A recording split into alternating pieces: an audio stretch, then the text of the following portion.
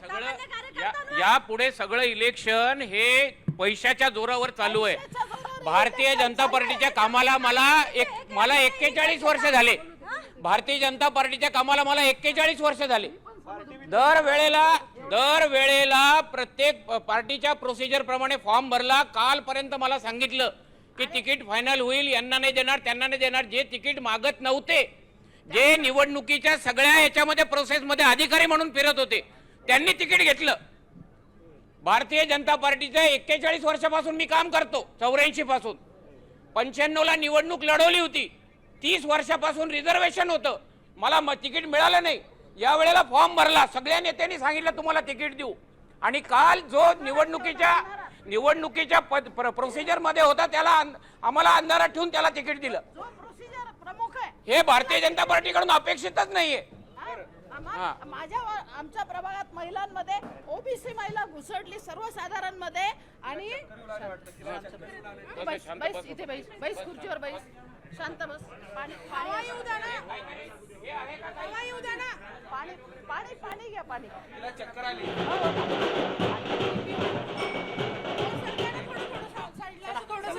हा अन्याय आणि ही पद्धती भारतीय जनता पक्षाच्या. पाणी घेऊन चगळ बेटा, नाही चगळ. ऐका, तुम्ही ऐका बरं, तुमचे लेकरं आहेत ना, मला करणार म्हणजे अरे टटके लढणे शिवसेनेत असताना तेव्हा पण असंच डावलण्यात आलं ना. त्यांना आपटी आता पण कशी एवढं द्यायची हे वर्षापासून पाहायचं काम आता. करताना एवढं जे डावलण्यात आहे, आलं. त्यांना कसं पाडायचं हे पाहायचं. आता पैसा किती काय बघू आपण. आपल्याला पाडायची गरज नाकारलं. नाही, ते आणि जी स्वतः नवीन जी आली आहे, जिने कुठले गुन्हे नाही काय नाही, ओबीसी ला ओपन मधून दिलं. ओपन सीट महिलांसाठी सुटलेली असताना हा भाजपा बदललंय, पैशावर चाललंय असा आमचा स्पष्ट आरोप आहे. पैसा लो, पैसा फेको और तिकीट लेके जाओ, हेच झालं. आज आमच्या आयुष्यात आता हे होईल उघड. मागे फिरून फिरून कोण करताय होईल उघड. पण ही पद्धती चुकीची आहे ना. भाजप शिस्तबद्ध पक्ष म्हणून आतापर्यंत प्रसिद्ध होता, पण ह्या निवडणुकीत हे चुकीचं ठरलेलं आहे.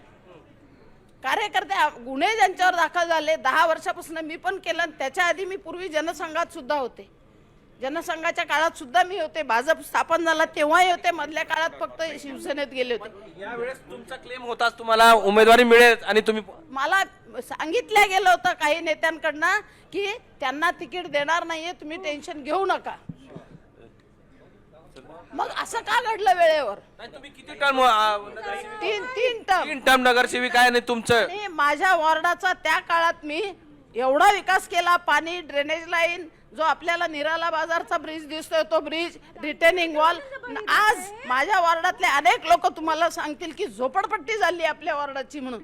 आणि तुम्ही त्यांच्यात काय बघितलं असं आणि कोणतं हे पाहून तिकीट दिलं, आमचा हा प्रश्न आहे. काय डेव्हलपमेंट झालेली त्यांच्या काळात? ए शांत बस ग बाई. ही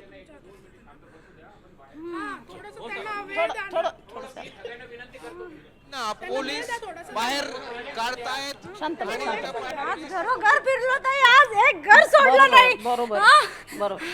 फॉर्म भरलाय का? पाणी प्याता येईल, पाणी घ्या, पाणी प्या. भरलेलं राहू द्या.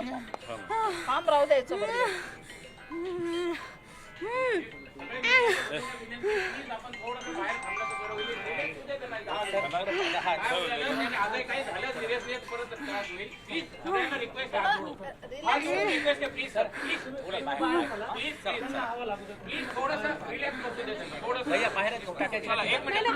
एकूणच या नाराज झाल्या आहेत. नाराजीनंतर लताताई आपल्या सोबत आहे. लताताई सोबत संवाद साधूयात की लताताई ही चक्कर आली हिला.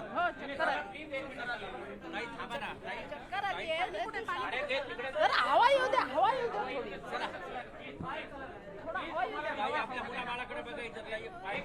थोडा जरा हवा येऊ द्या प्लीज. सगळे बाहेर चला, सगळे प्लीज प्लीज. बाहेर येतात ते, बाहेर येतात. येते मी बाहेर येते मी.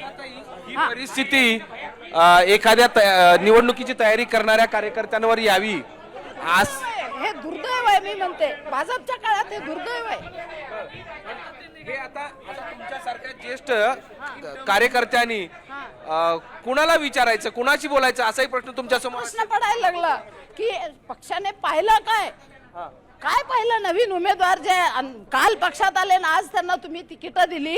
ज्यांनी अनुभवी आहे, ज्यांनी कामं केलेत, अनेक उमेदवार घरोघर फिरून तयारी केली, त्यांना सांगितलं तुम्ही फिरा, तयारी करा. हा, मग आम्ही सुद्धा हे केलं. आज आमच्या भागात आमचं आहे काहीतरी, लोक मानणारे. मग आम्ही काय चूक केली होती अशी?